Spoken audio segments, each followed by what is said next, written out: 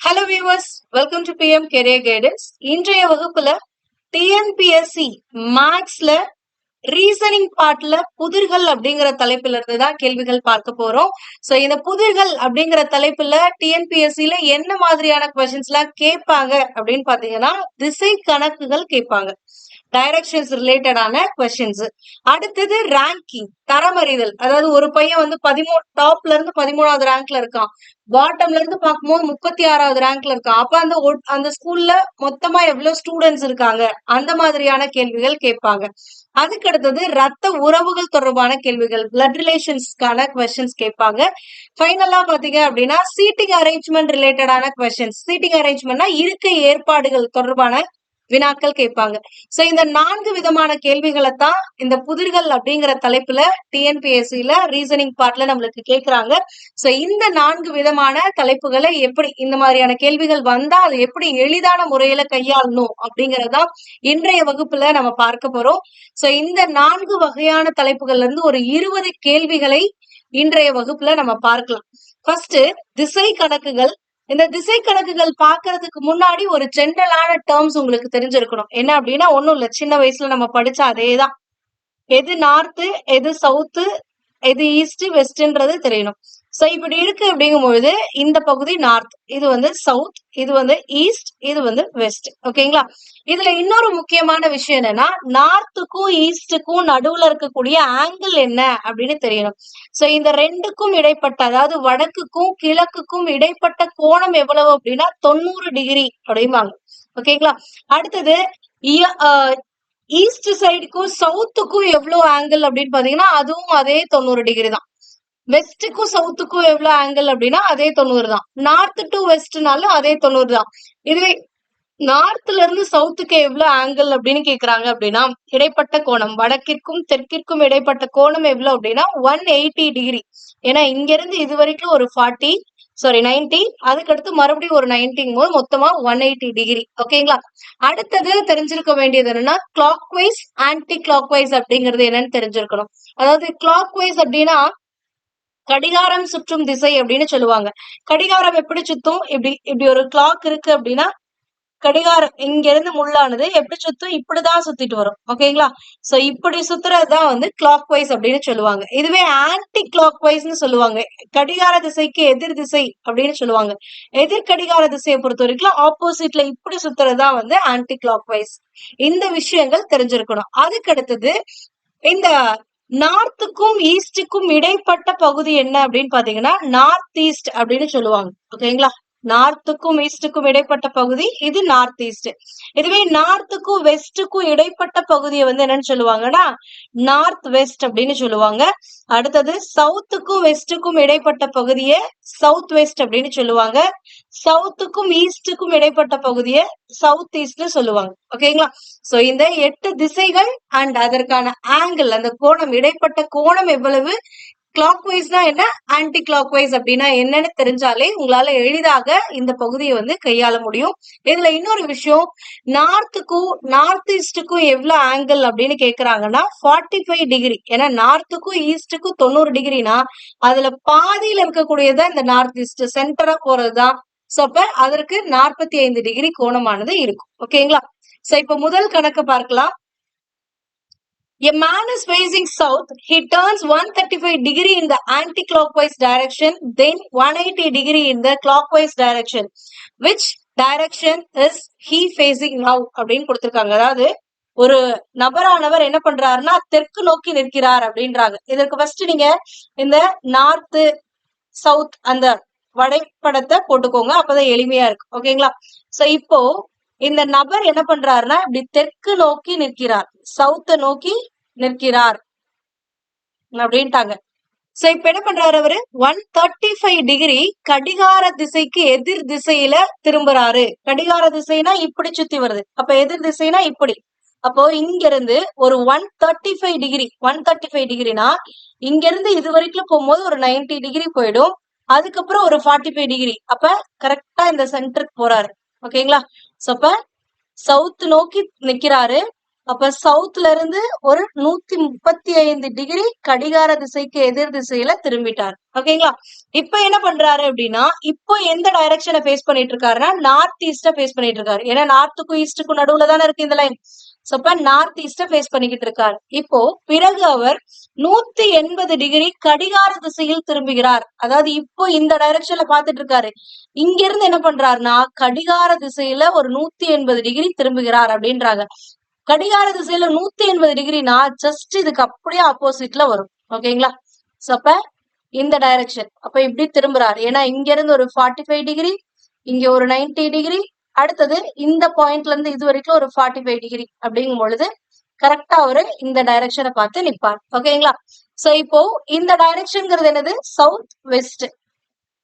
South west. இப்பொழுது எந்த திசையில் நிற்கிறார் அப்படின்னா சவுத் வெஸ்ட் திசையில நிற்கிறார். சவுத் வெஸ்ட் அப்படிங்கறது தமிழ்ல என்ன சொல்லுவோம்? தென் மேற்கு திசையில நிற்கிறார். அப்ப ஆப்ஷன் டி தான் வந்து சரியான விடை. ஓகேங்களா? புரிஞ்சா? சோ ஃபர்ஸ்ட் சவுத்த நோக்கி நிற்கிறாரு, ஆன்டி கிளாக் வைஸ்ல 135 டிகிரி போறாரு அப்படின்னா வடகிழக்கு திசைக்கு போவாரு. அந்த வடகிழக்குல இருந்து ஒரு 180 டிகிரி கடிகார திசையில திரும்புறாரு. அப்ப தென்மேற்கு திசைக்கு போயிருவாரு. அப்ப கடைசியா அவர் நிக்கக்கூடிய டைரக்ஷன் எதுனா தென்மேற்கு திசை. ஓகேங்களா? Second question. I'm facing south. I turn right and walk 20 meter. Then I turn right again and walk 10 meter. Then I turn left and walk 10 meter. Then turn right, walk 20 meter. Then I turn right again and walk 60 meter. In which direction am I from the starting point? அப்படின்றாங்க. இந்த மாதிரியான கேள்விகள்ல கொஞ்சம் நீங்க கவனமா இருக்கணும். ஏன்னா correct picture போட்டுருவோம். கடைசியா அவங்க கேட்டிருக்கக்கூடிய கேள்விக்கு ஏத்த மாதிரி ஆன்சர் பண்ணும். இதுல ஒரு 3 டைப்ஸ் ஆஃப் கொஸ்டின்ஸ் கேட்பாங்க. பார்க்க சிமிலரா இருக்கும், ஆனா மீனிங் வேற. ஓகேங்களா? இப்போ நான் தெற்கு திசையை நோக்கி நிற்கின்றேன் அப்படின்றாங்க. எப்பவுமே உங்களுக்கு இந்த டயக்ராம் ஞாபகத்துல இருக்கணும். எல்லா இடத்துலயும் சேம் தான். North, south, east, west. அப்ப தெற்கு திசையை நோக்கி நிற்கிறேன் அப்படின்னா இப்ப இதுதான் என்னுடைய ஸ்டார்டிங் பாயிண்ட் வச்சுக்கோங்க. ஸ்டார்டிங் பாயிண்ட்ல இருந்து தெற்கு திசையை நோக்கி நிக்கிறேன். இப்ப என்ன பண்றேன்? பின் நான் வலதுபுறம் திரும்பி 20 மீட்டர் நடக்கின்றேன் அப்படின்றாங்க. தெற்கு திசை நோக்கி நின்றுட்டு தான் இருக்கேன். நான் வந்து இன்னும் நடக்கல. ஓகேங்களா?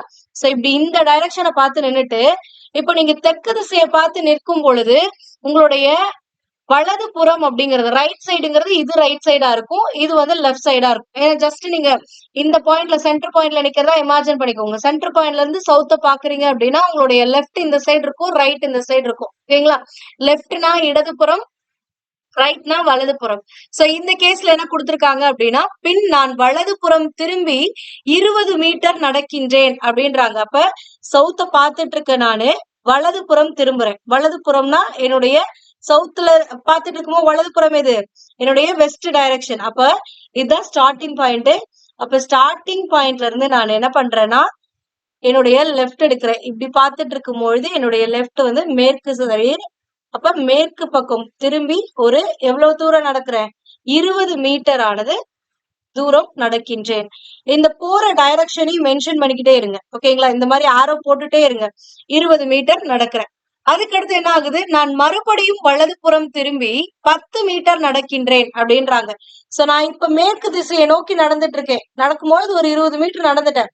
இப்ப நான் எதை ஃபேஸ் பண்ணிட்டு இருக்கேன்னா மேற்கு திசைய ஃபேஸ் பண்ணிட்டு இருக்கேன்.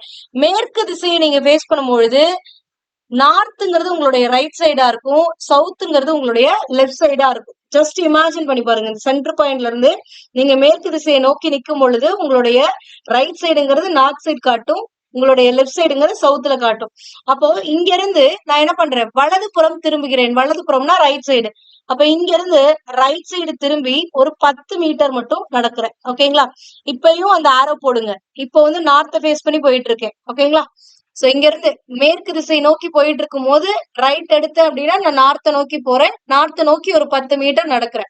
மறுபடியும் என்ன பண்றேன்னா இப்பொழுது நான் இடதுபுறம் திரும்பி 10 மீட்டர் நடந்தேன் அப்படின்றாங்க. இப்ப நான் நார்த் ஃபேஸ் பண்ணி போயிட்டு இருக்கேன் அப்படின்னா இது என்னுடைய ரைட் சைடா இருக்கும், இது என்னுடைய லெஃப்ட் சைடா இருக்கும். கரெக்டா?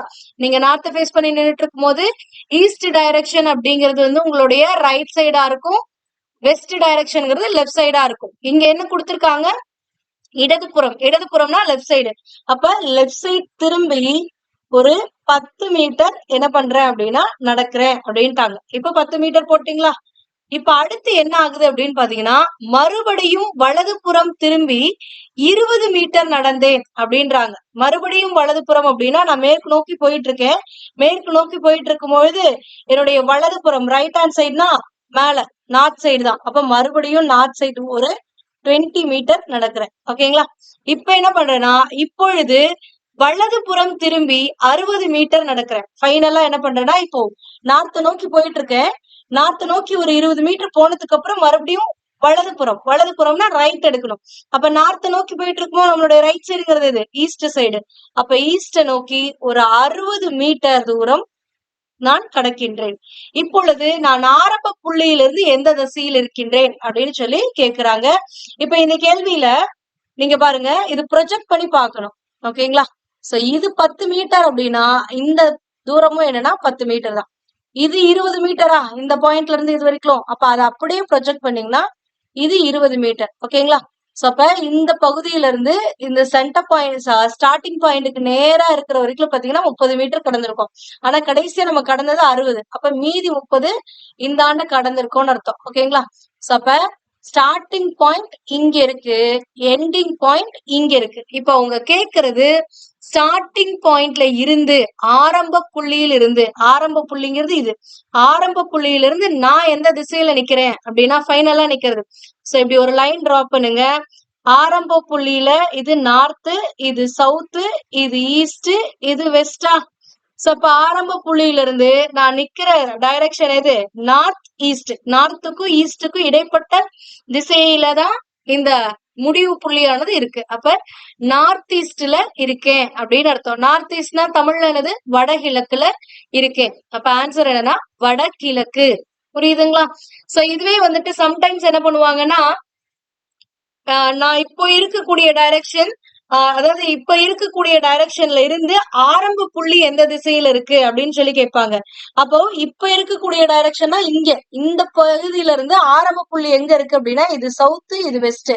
அப்ப சவுத் வெஸ்ட் டைரக்ஷன்ல வந்து ஆரம்ப புள்ளியானது இருக்கு. 2 வகையான கேள்விகள் கேட்பாங்க. இதுல கிளியரா பாத்துக்கோங்க. அதாவது ஆரம்ப புள்ளியில இருந்து இப்போ நீங்க எந்த திசையில இருக்கீங்க அப்படின்னு கேட்டாங்கன்னா எங்க இருந்துன்னு சொல்றாங்களோ அங்க இருந்துதான் திசை பார்க்கணும். சோ அப்ப இங்க இருந்துதான் நான் ஸ்டார்டிங் பாயிண்ட்ல இருந்து இந்த பிளஸ் சிம்பிள் போட்டு பார்க்கும் பொழுது நார்த்துக்கும் ஈஸ்டுக்கும் இடைப்பட்ட பகுதியில இந்த எண்டிங் பாயிண்ட் ஆனது அமையுது. அதனால நார்த் ஈஸ்ட்னு சொன்னேன். இதுவே ஆரம்ப புள்ளியில இருந்துன்னு கேட்காம இப்ப இருக்க புள்ளியில இருந்து ஆரம்ப புள்ளி எந்த திசையில இருக்கு அப்படின்னு சொல்லி கேக்குறாங்கன்னா இப்ப இருக்க புள்ளியில இருந்து அப்படிங்கும் பொழுது இப்ப இருக்க புள்ளியில இருந்து தான் நீங்க இந்த பிளஸ் போட்டு பார்க்கணும். ஓகேங்களா? சோ எங்க இருந்துன்னு சொல்றாங்களோ அங்கதான் இந்த பிளஸ் போட்டு பார்க்கணும். அடுத்தது 3வது கேள்வி. Mohan walks a distance of 3 kilometers towards north, then turns to the left and walks for 2 kilometers. He again turns left and walks for 3 kilometers. At this point, he turns to his left and walks for 3 kilometers. How many kilometers is he from the starting point? அப்படின்றாங்க. அதாவது மோகன் வடதிசையை நோக்கி 3 kilometre நடக்கின்றான். ஆரம்ப புள்ளியை குறிச்சுக்கோங்க. ஓகேங்களா? இப்ப நான் இந்த பகுதியை வந்து ஆரம்ப புள்ளியா குறிக்கிறேன். இதனுடைய ஸ்டார்டிங் பாயிண்ட். இந்த பாயிண்ட்ல இருந்து வடக்கு நோக்கி எவ்வளவு? 3 கிலோமீட்டர். அப்ப நான் இங்க இருந்து வடக்கு நோக்கி ஒரு 3 கிலோமீட்டர் பயணிக்கிறேன். அவன் இடது பக்கம் திரும்பி 2 கிலோமீட்டர் நடக்கின்றான். வடக்கு நோக்கி ஒரு 3 கிலோமீட்டர் போனதுக்கு அப்புறமா இடப்பக்கம் திரும்புகிறான். இடப்பக்கம்னா என்னது? லெப்ட். அப்போ நீங்க நார்த்த நோக்கி போயிட்டு இருந்தீங்களா? நார்த் டைரக்ஷனை நோக்கி தானே இந்த 3 கிலோமீட்டர் நடந்தீங்க. அப்ப நார்த்த நோக்கி போயிட்டு இருக்கும் பொழுது உங்களுடைய இந்த டைரக்ஷன் வந்து ரைட் ஆயிரும். இதுதான் வந்து என்னது? லெப்ட். அப்ப லெப்ட் நோக்கி திரும்புறீங்க. லெப்ட் திரும்பி எவ்வளவு டிஸ்டன்ஸ் போறீங்கன்னா 2 கிலோமீட்டர் போறீங்க. ஓகேங்களா? சோ லெப்ட் திரும்பி ஒரு 2 கிலோமீட்டர் அப்படிங்கும் பொழுது இப்படி போகும். அடுத்து என்ன பண்ணுவோம்? மறுபடியும் இடப்பக்கம் திரும்பி 3 கிலோமீட்டர் நடக்கின்றான் அப்படின்றாங்க. சோ இப்போ நீங்க மேற்கு நோக்கி போயிட்டு இருக்கீங்களா? சோ இப்ப மேற்கு திசையை நோக்கி தான் நிக்கிறீங்க. அப்ப நிக்கும் பொழுது இது உங்களுடைய ரைட் சைடா இருக்கும். டவுன் சைடு தான் வந்து உங்களுடைய லெப்ட் சைடா இருக்கும். கரெக்டா? சோ இங்க என்ன கொடுத்திருக்காங்க? இடப்பக்கம் தான் திரும்ப சொல்றாங்க. அப்ப இடப்பக்கம்னா லெப்ட். அப்ப மறுபடியும் இப்படி 2 கிலோமீட்டர் நடந்ததுக்கு அப்புறமா ஒரு லெப்ட் எடுக்கிறீங்க. ஒரு லெப்ட் எடுத்து 3 கிலோமீட்டர் நடக்கிறீங்க அப்படின்ட்டாங்க. பாருங்க, இங்க போகும்போது 3 கிலோமீட்டர் தான். அப்ப இங்க வரும்போது 3 கிலோமீட்டர் தான். கரெக்டா இந்த பாயிண்ட் வந்து ரெண்டுமே ஒரே லைன்ல வரணும். ஸ்டார்டிங் பாயிண்ட் இப்போ நீங்க வந்து முடிக்கிற பாயிண்ட் இந்த பாயிண்ட்டும். அப்ப 3 கிலோமீட்டர் நடக்கிறீங்க. இப்போ என்ன சொல்றாங்க அப்படின்னா, மறுபடியும் அவன் இடப்பக்கம் திரும்பி 3 கிலோமீட்டர் நடக்கின்றான். அட் திஸ் பாயிண்ட் இங்க வந்து இப்போ சவுத் நோக்கி நிக்கிறீங்களா, இங்க இருந்து மறுபடியும் என்ன பண்றாங்கன்னா இடப்பக்கம் திரும்புகிறான் அப்படின்றாங்க. மறுபடியும் இடப்பக்கம்னா சவுத் நோக்கி தான் இப்போ கடைசியா நம்ம முடிச்சிருக்கோம்.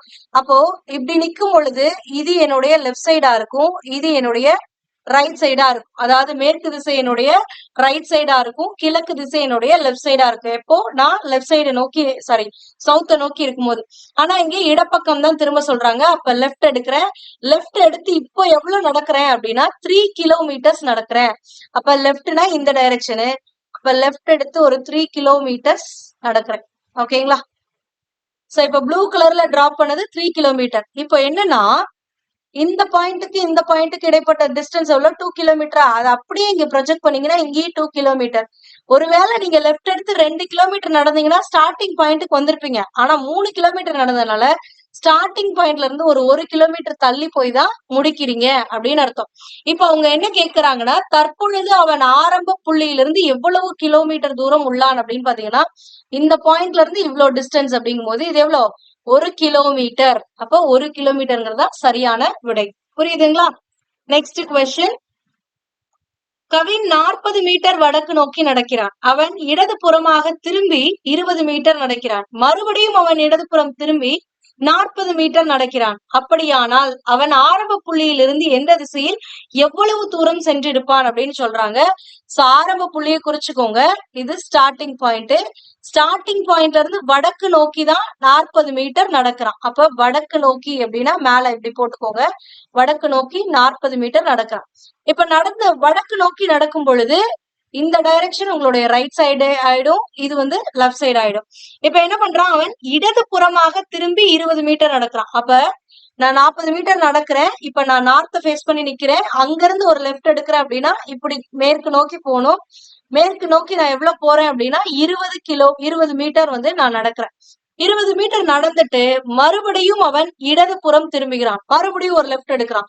இப்ப நான் வெஸ்ட் நோக்கி போயிட்டு இருக்கோம், மேற்கு திசையை நோக்கி போயிட்டு இருக்கும் பொழுது இது என்னுடைய ரைட் சைடு ஆயிடும், இது என்னுடைய சவுத் சைடு வந்து என்னுடைய லெஃப்ட் சைடு ஆயிடும். அப்படிங்கும் பொழுது இங்க இருந்து இடப்பக்கம் தான் திரும்புகிறான். இடப்பக்கம்னா லெஃப்ட். அப்ப இந்த பாயிண்ட்ல இருந்து ஒரு லெஃப்ட் எடுக்கிறான். லெஃப்ட் எடுத்து 40 மீட்டர் நடக்கிறான் அப்படின்றாங்க. இப்ப 40 மீட்டர் அப்படின்னா இது இந்த சைடு போகும்போது 40 தானே வந்துச்சு. அப்ப இந்த 40 போகும்போது இந்த லைன் ஆஃப் ஆக்ஷன் வந்து ஒரே இதா இருக்கணும், ஒரே பாயிண்ட்ல வரணும். அப்ப இது வரைக்கும் வரதுதான் 40. ஓகேங்களா? இப்போ அப்படியானால் இப்ப இந்த பாயிண்ட்ல வந்து நின்னுட்டு அப்படியானால் அவன் ஆரம்ப புள்ளியிலிருந்து எந்த திசையில் எவ்வளவு தூரம் சென்றிருப்பான் அப்படின்னு சொல்லி கேக்குறாங்க.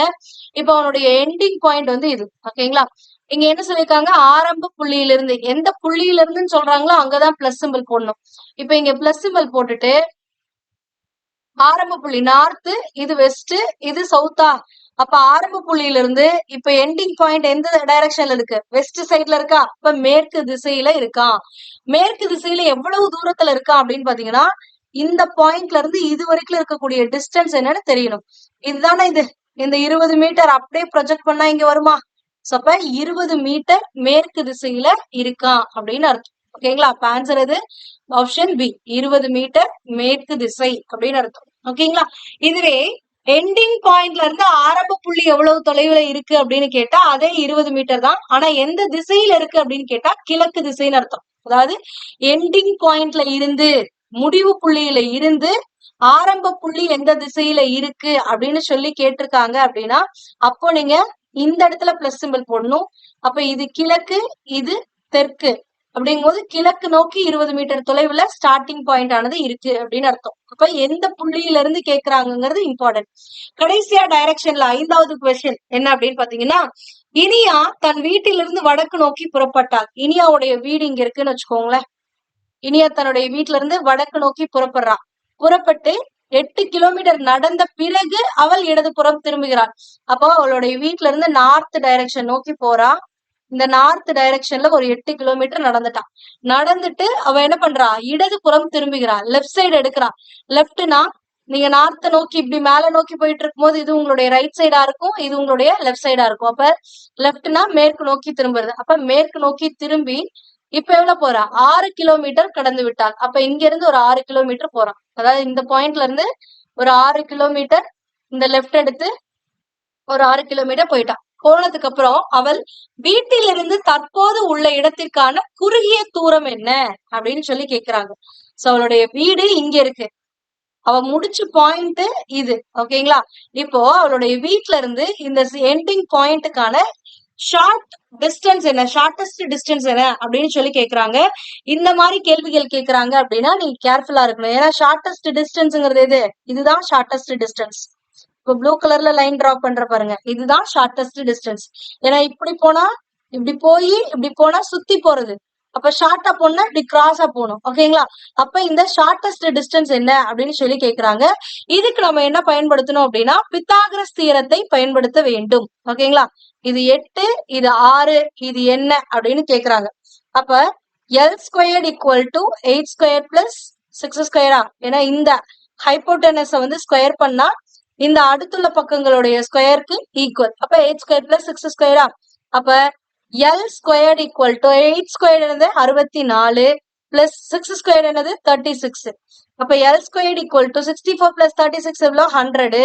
அப்ப எல் ஈக்குவல் டு என்னது 10. ஏன்னா டென்னுக்கு ஸ்கொயர் எடுத்தாதான் என்ன வரும் 100 வரும். அப்ப எல்லுங்கிறது 10. அப்ப இது எவ்வளவுனா 10 கிலோமீட்டர் அப்படின்னு அர்த்தம். அப்ப ஆன்சர் 10 கிலோமீட்டர். புரியுதுங்களா? சோ இதுதான். சோ இந்த மாதிரிதான் டைரக்ஷன்ஸ்ல இருந்து கொஸ்டின்ஸ் கேட்பாங்க. இந்த ஒரு இதுல மட்டும் கேர்ஃபுல்லா இருங்க. எந்த புள்ளியில இருந்துன்னு கேக்குறாங்களோ அங்கதான் நம்ம பிளஸ் சிம்பிள் போட்டு போடணும். அடுத்து நம்ம பார்க்கக்கூடியது என்ன அப்படின்னு பாத்தீங்கன்னா சீட்டிங் அரேஞ்ச்மெண்ட் ரிலேட்டடான கொஸ்டின்ஸ், அதாவது இருக்கை ஏற்பாடுகள்னு சொல்லுவாங்க. அதுல இருந்து எப்படி கொஸ்டின்ஸ் கேட்பாங்க அப்படிங்கறத பார்க்க போறோம். இதுல ஃபர்ஸ்ட் கொஸ்டின் பாருங்க. ABCDE மற்றும் FR ஒரு வரிசையில் அமர்ந்துள்ளனர். 2 4 6 பேர் என்ன பண்றாங்கன்னா ஒரு வரிசையில ஒரு லைன்ல உட்கார்ந்து இருக்காங்க. ஓகேங்களா? EF நடுவிலும் A மற்றும் B இறுதியிலும் அமர்ந்துள்ளனர் எனில் C என்பவர் ஏவுக்கு இடது புறம் அமர்ந்துள்ளார் எனில் பிக்கு வலது புறம் அமர்ந்துள்ளவர் யார் அப்படின்னு கேக்குறாங்க. இந்த மாதிரி கேள்விகள் கொடுக்குறாங்க அப்படின்னா ஃபர்ஸ்ட் அவங்களுடைய இருக்கைகளை நீங்க நிர்ணயிச்சுக்கோங்க. இங்க எத்தனை பர்சன்ஸ் இருக்காங்க? 6 பேர் இருக்காங்களா? 6 பேர் ஒரே லைன்ல தான் உட்கார்ந்து இருக்காங்க. அப்ப 6 பேருக்கு ஒரே லைன்ல 6 சீட்டை போட்டுருங்க. இப்ப நான் போட்டேன். எப்பவுமே 2 பாசிபிலிட்டி போடுங்க, ஒரு பாசிபிலிட்டி போடாது. ஓகேங்களா? சோ இப்ப நான் என்ன பண்றேன் அப்படின்னா இந்த மாதிரி இருக்கைகளை நிர்ணயிச்ச உடனே நீங்க எந்த டைரக்ஷனை லெப்ட்னு எடுத்துக்கிறீங்க, எதை ரைட்னு எடுத்துக்கிறீங்கிறதுல தெளிவா இருக்கும். ஓகேங்களா? இப்ப நான் என்ன நினைக்கிறேன் அப்படின்னா இங்க இருக்க எல்லாருமே நார்த்த நோக்கி உட்கார்ந்துட்டு இருக்காங்க அப்படின்னு நான் எடுத்துக்கிறேன். ஓகேங்களா? எல்லாருமே நார்த்த நோக்கி உட்கார்ந்துட்டு இருக்காங்க அப்படின்னா இதுதான் அவங்களுடைய ரைட் சைடா இருக்கும், இது அவங்களுடைய லெஃப்ட் சைடா இருக்கும். ஓகேங்களா? This is right, this is left. இதை பிக்ஸ் பண்ணிக்கணும், ஃபர்ஸ்டே பிக்ஸ் பண்ணிக்கணும், ஒவ்வொரு வாட்டி மாத்தக்கூடாது. ஓகேங்களா? சோ ஃபர்ஸ்ட் எடுத்தோடனே பிக்ஸ் பண்ணிக்கணும். இப்போ இவங்க கொடுத்திருக்கிறத பாருங்க, இ மற்றும் எஃப் நடுவிலும். அப்ப இயும் எஃப் என்ன பண்றாங்கன்னா நடுவுல உட்கார்ந்துருக்காங்க அப்படிங்கிறாங்க. 6 சீட்ல நடுவுல எத்தனை சீட்டுனா 2 சீட் இருக்கா? அப்ப இந்த 2 சீட்ல தான் இஎஃப் வந்து உட்காரணும். அப்ப இ இங்க உட்கார்ந்தானா எஃப் இங்க உட்கார்ந்துருப்பான். ஆனா இந்த இடத்துல அவங்க மென்ஷன் பண்ணல ஈயோட வலது புறத்துல எஃப் உட்கார்ந்துருக்காங்க, ஈயோட இடது புறத்துல உட்கார்ந்துருக்காங்க அப்படின்னு சொல்லி எக்ஸாக்டா மென்ஷன் பண்ணல. எக்ஸாக்டா மென்ஷன் பண்ணலனா இ இந்த சீட்ல உட்கார்ந்தா எஃப் இங்க உட்காருவான், இல்லனா எஃப் இந்த சீட்ல உட்கார்ந்தா இ இங்க உட்காருவான். ஓகேங்களா? ரெண்டுக்குமே பாசிபிலிட்டி இருக்கு. ஏன்னா இப்பயும் இந்த சென்டென்ஸ் வந்து இ மற்றும் எஃப் நடுவில் அமர்ந்துள்ளனர் அப்படின்னா இந்த 6 சீட்ல நடுவுல எஃப் அண்ட் இ நடுவுல உட்கார்ந்துருக்காங்க. இங்க பார்க்கும்போது ஃபர்ஸ்ட் பாசிபிலிட்டி பார்க்கும்போது நடுவுல உட்கார்ந்துருக்காங்கிறத சாட்டிஸ்ஃபை பண்ணுது. சோ இதற்காகத்தான் உங்களை என்ன சொன்னா 2 பாசிபிலிட்டி போடுங்க அப்படின்னு சொன்னேன். ஓகேங்களா? சம்டைம்ஸ் எக்ஸாக்டா கொடுத்துருக்க மாட்டாங்க. எஃப் ஓட லெஃப்ட் சைட்ல இ உட்கார்ந்துருக்காங்க ஆர் எஃப் ஓட ரைட் சைட்ல இ உட்கார்ந்துருக்காங்க அப்படிங்கறத எக்ஸாக்டா மென்ஷன் பண்ணிருக்க மாட்டாங்க. அதனால நம்ம 2 பாசிபிலிட்டி போடணும். அடுத்தது என்ன சொல்லிருக்காங்க? ஏ மற்றும் பி இறுதியில் உள்ளனர் அப்படின்றாங்க. அதாவது இந்த ஃபர்ஸ்ட் சீட்டும் லாஸ்ட் சீட்டும் யாருக்குன்னா ஏக்கும் பிக்கும் அப்படிங்கறத சொல்லிட்டாங்க. ஆனா ஏ இங்கேயா பி இங்கேயா அப்படிங்கிறது தெரியாது. அதே மாதிரி இங்க ஏ வருமா பி வருமாங்கிறது எனக்கு எக்ஸாக்டா தெரியாது. பட் இந்த மாதிரி இறுதி மட்டும் கொடுக்கும் பொழுது நீங்க இன்னொரு ஸ்டேட்மெண்ட்டையும் கவனிச்சீங்க அப்படின்னா ஈஸியா சொல்லிடலாம். இங்க அடுத்து என்ன கொடுத்திருக்காங்க? சி என்பவர் ஏவுக்கு இடப்பக்கம் அமர்ந்துள்ளார். அதாவது ஏ இப்படி உட்கார்ந்து இருக்குன்னா ஏவோட இடப்பக்கம், ஏவோட லெப்ட் சைடு, ஏவோட லெப்ட் சைடுனா எது, இந்த சைடு. அப்ப ஏவோட லெப்ட் சைடுல சி உட்கார்ந்து இருக்கணும் அப்படின்ட்டாங்க. ஓகேங்களா? அப்போ ஏவோட லெப்ட் சைடுல சி உட்காரணும் அப்படின்னா கண்டிப்பா என்னால ஏவை வந்து என்ன பண்ண முடியாது, இந்த இடத்துல பிளேஸ் பண்ண முடியாது. ஏன்னா நான் இங்க பிளேஸ் பண்ணனா லெப்ட் சைடுல எனக்கு எந்த ஒரு சீட்டு சி உட்கார்றதுக்கு கிடையாது. அப்போ ஏ வந்து இந்த லெஃப்ட் எண்ட்ல வராது. ஓகேங்களா? அப்ப ஏ எங்கதான் வரும், இந்த ரைட் எண்ட்ல தான் வரும். அப்ப ஏ இங்க உட்கார்ந்தாங்கன்னா பி எங்க உட்கார்ந்துருவாங்க, இங்க உட்கார்ந்துருவாங்க. ஏன்னா ஏவும் பியும் தான் இறுதியில் அமர்ந்துள்ளனன்ட்டாங்க. அப்ப ஏ இந்த எண்டுனா பி இந்த எண்ட். அதே இது இங்கேயும் போட்டுக்கோங்க, ஏ இங்கன்னா பி இங்க. ஓகேங்களா? இப்போ ஏவோட லெஃப்ட் சைட்ல யார் உட்கார்ந்துருப்பாங்கன்னு சொல்லிட்டாங்க அவங்களே, சி உட்கார்ந்துருப்பாங்களா? அப்ப ஏக்கு பக்கத்துல இருக்க சீட்டு சி. ஓகேங்களா? இப்ப யார் யாரு குடிச்சிட்டோம், ஏ போட்டாச்சு, பி போட்டாச்சு, சி போட்டாச்சு, டி போடல. அப்ப மீதி இருக்க பிளேஸ் யாருக்குன்னா டிக்கு. அப்ப டியும் உட்கார வச்சாச்சு, இ உட்கார வச்சாச்சு, எஃப் உட்கார வச்சாச்சு. சோ இப்ப இந்த ரெண்டு அரேஞ்ச்மெண்ட் இருக்கு, இந்த ரெண்டுமே கரெக்ட் தான். இவங்க சொல்லிருக்க ஸ்டேட்மெண்ட் படி இந்த ரெண்டுமே சரியானதுதான். இப்ப அவங்க என்ன கொஸ்டின்ஸ் கேக்குறாங்க, சி என்பவர் ஏவுக்கு இடப்பக்கம் அமர்ந்துள்ளார். இந்த மாதிரி அரேஞ்ச் பண்ணியாச்சு. பண்ணதுக்கு அப்புறம் எனில் பிக்கு வலது புறம் அமர்ந்துள்ளவர் யார் அப்படின்னு கேக்குறாங்க. Then who is sitting on the right side of B அப்படின்றாங்க. அப்ப பி இங்க உட்கார்ந்துருக்கானா, பியோட ரைட் சைடா இது இந்த டைரக்ஷன். அப்ப பியோட ரைட் சைடுல யார் உட்கார்ந்துருக்கா, டி. அப்ப ஆன்சர் என்னது, டி. புரியுதுங்களா? சோ இந்த மாதிரிதான் கேட்பாங்க. அண்ட் சம்டைம்ஸ் உங்ககிட்ட டியோட ரைட் சைடுல யார் உட்கார்ந்துருக்காங்க அப்படின்னு கேட்டாங்கன்னா, இப்ப டி இங்க உட்கார்ந்துருக்காரு, டியோட ரைட் சைடுல யார் உட்கார்ந்துருக்காங்கன்னா எஃப் உட்கார்ந்துருக்காங்க இந்த செகண்ட் பாசிபிலிட்டி படி. ஆனா டியோட ரைட் சைடுல ஃபர்ஸ்ட் பாசிபிலிட்டி படி யார் உட்கார்ந்துருக்காங்க, இ உட்கார்ந்துருக்காங்க. சோ இதுவே உங்களுடைய கேள்வி, ஈக்கு வலதுபுறம் யார் அமர்ந்துள்ளார் அப்படின்னு கேட்டாங்கன்னா, சாரி, டிக்கு வலதுபுறம் யார் அமர்ந்துள்ளார் அப்படின்னு கேட்டாங்கன்னா எய்தர் இ ஆர் எஃப் அப்படின்னு சொல்லணும். அதாவது ஈயாவும் இருக்கலாம், எஃப் ஆவும் இருக்கலாம்னு தான் சொல்லுமே தவிர எக்ஸாக்டா இ எக்ஸாக்டா எஃப்னு சொல்லக்கூடாது. ஏன்னா நம்மளுக்கு இந்த ரெண்டு பாசிபிலிட்டியுமே அவங்க கொடுத்திருக்கக்கூடிய ஸ்டேட்மெண்ட் படி கரெக்டா இருக்கு. அதனால எக்ஸாக்டா சொல்ல முடியாது. ஓகேங்களா? சோ இப்ப எய்தர் இ ஆர் எஃப் தான் நம்ம சொல்லணும். இயும் அமர்ந்திருக்கலாம் அல்லது எஃப்பும் அமர்ந்திருக்கலாம்னு சொல்லலாம். இல்ல இ ஆர் எஃப் அப்படிங்கிற ஆப்ஷன் உங்களுடைய இதுல ஆப்ஷன்ஸ்ல இல்ல அப்படின்னா cannot be determined ஒண்ணு கொடுப்பாங்க. அதாவது காண இயலாது அப்படின்னு சொல்லுவாங்க. அந்த ஆப்ஷனை நீங்க வந்து பிக் பண்ணுங்க. ஓகேங்களா? நெக்ஸ்ட் கொஸ்டின் பார்க்கலாமா? 6 நண்பர்கள் P Q R S T மற்றும் யூ ஒரு வரிசையில் வடக்கு நோக்கி அமர்ந்துள்ளனர். இந்த இடத்துல பாருங்க, திசையை அவங்களே மென்ஷன் பண்ணிட்டாங்க. திசையை மென்ஷன் பண்ணிட்டாங்கன்னா அவங்க சொல்றது படிதான் லெஃப்ட் ரைட் வந்து நம்ம பிக்ஸ் பண்ணணும். நம்மளாம் நம்ம இஷ்டத்துக்கு பிக்ஸ் பண்ணக்கூடாது. ஓகேங்களா? 6 நண்பர்கள் ஒரே வரிசையில தான். அப்போ ஒரே வரிசை போட்டுக்கோங்க. ஒரே வரிசையில ஒரு 6 சீட் கொடுத்துக்கோங்க. 2, 3, 4, 5, 6. ஓகேங்களா? இதுலயும் 2 பாசிபிலிட்டி போட்டுக்கோங்க. 1, 2, 3, 4, 5, 6. இப்ப நீங்க வடக்கு நோக்கி உட்கார்ந்துருக்கீங்கன்னா இப்படி, இதுதான் நார்த் டைரக்ஷன். இப்ப பிளஸ் சிம்பிள் எப்படி இருக்குன்னா இது நார்த். அப்ப நார்த் நோக்கி உட்கார்ந்துருக்கீங்கன்னா நார்த் சைட பார்த்து நிற்கும் பொழுது உங்களுடைய ரைட் சைடுங்கிறது என்னவா இருக்கும், ஈஸ்ட் டைரக்ஷனா இருக்கும். உங்களுடைய லெஃப்ட் சைடுங்கிறது வெஸ்ட் டைரக்ஷனா இருக்கும். அதை இங்க அப்படியே பிக்ஸ் பண்ணிக்கோங்க. ஓகேங்களா? சோ அப்ப என்னுடைய ரைட் சைடு வந்து இது, அடுத்தது என்னுடைய லெஃப்ட் சைடு வந்து இது. சோ நீங்க இதுக்கப்புறம் வர உங்களுடைய கொஸ்டின்ல வர எல்லாத்துக்குமே இததான் லெஃப்ட்னு எடுத்துக்கணும், இததான் ரைட்னு எடுத்துக்கணும். ஓகேங்களா? இப்ப இங்க என்ன கொடுத்திருக்காங்க, டி மற்றும் யூ நடுவில் உள்ளனர். முன்னாடி இருந்த அதே கொஸ்டின் மாதிரிதான். டி மற்றும் யூ நடுவில் உள்ளனர் அப்படின்னா இங்க 6 சீட் இருக்கு. 6 சீட்ல நடுவுல 2 சீட் இருக்குமா? ஏன்னா ஒற்றைப்படையில வந்துச்சுன்னா எக்ஸாக்டா சென்டர்ல இருக்க சீட் யாருன்னு பார்த்தரலாம், அதுக்கு ஒரே ஒரு ஆளைத்தான் கொடுப்பாங்க அந்த மாதிரி வந்துச்சுன்னா. ஆனா இந்த இடத்துல 6 சீட் இருக்கு, இதுல 2 சீட் வந்து நடுவுல இருக்கும். அப்ப இந்த 2 சீட்ல யார் உட்கார்ந்துடுறாங்க அப்படின்னா டி மற்றும் யூ உட்கார்ந்துருக்காங்க. ஆனா டீயோட ரைட் சைட்ல தான் யூ உட்கார்ந்துருக்கான்னு சொல்லல. அதனால இன்னொரு பாசிபிலிட்டியும் இருக்கலாம். இப்படி கூட இருக்கலாம், டீயோட ரைட் சைட்லயும் யூ இருக்கலாம், இல்ல யூவோட ரைட் சைட்லயும் டி இருக்கலாம். மொத்தத்துல சென்டர்ல இவங்க 2 பேர் உட்கார்ந்துருக்காங்கிறத போட்டாச்சு. அடுத்தது பி மற்றும் கியூ இறுதியில் உள்ளனர் அப்படின்றாங்க. ஒண்ணு பி இங்க உட்கார்ந்துச்சு அப்படின்னா இந்த எண்டுல கியூ உட்காரும், இல்ல கியூ இந்த எண்டுல உட்காருதுன்னா பி இந்த எண்டுல உட்காரும். ஆனா எக்ஸாக்டா தெரியல. அப்ப அடுத்து இருக்கக்கூடிய ஹிண்ட பார்த்தா இதை எக்ஸாக்டா சொல்லிட முடியும்.